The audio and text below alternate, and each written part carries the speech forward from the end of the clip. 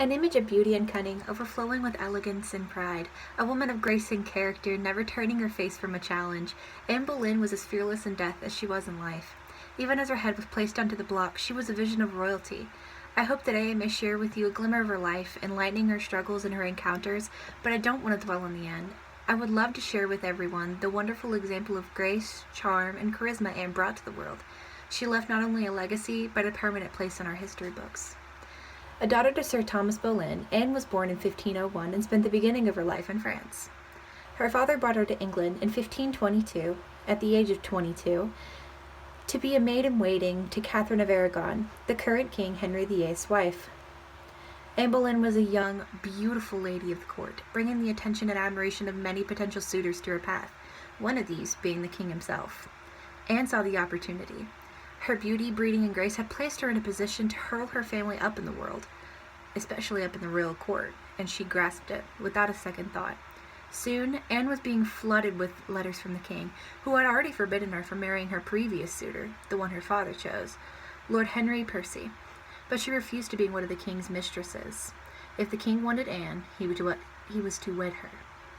With her irresistible charm, Anne persuaded King Henry VIII to marry her, though he was already married to Queen Catherine Aragon. But she took this as an easy challenge. Over the span of 6 grueling years, Anne swayed the king to leave Catherine of Aragon, condemning her in the eyes of the Catholic Church, and to create a completely new life and a new church, the Church of England. Here, the new queen could be wed to her king properly, without the interference of the archbishop in the court. Soon after, their marriage fell to shambles.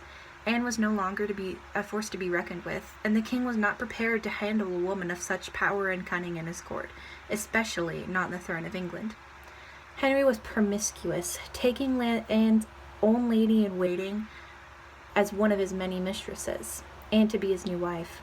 Anne's marriage was annulled, and she was put on trial for many terrible accusations, all of which were proven false, and simply to be rumors to end the life of our dear Anne Boleyn. Anne was condemned on May 19th, 1536, and was sent to the scaffolds to be beheaded.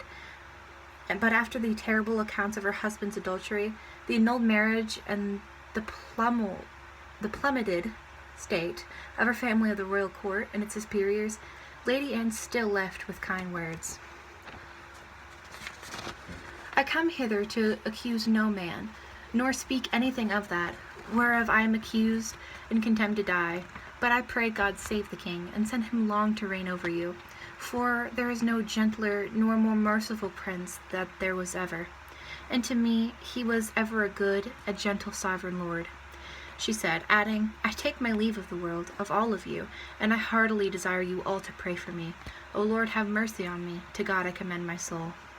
Anne left behind a daughter, Elizabeth I, who later became one of England's most respected and admired queens, and her estranged husband.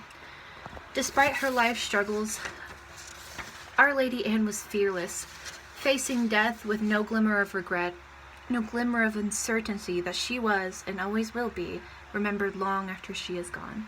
Thank you.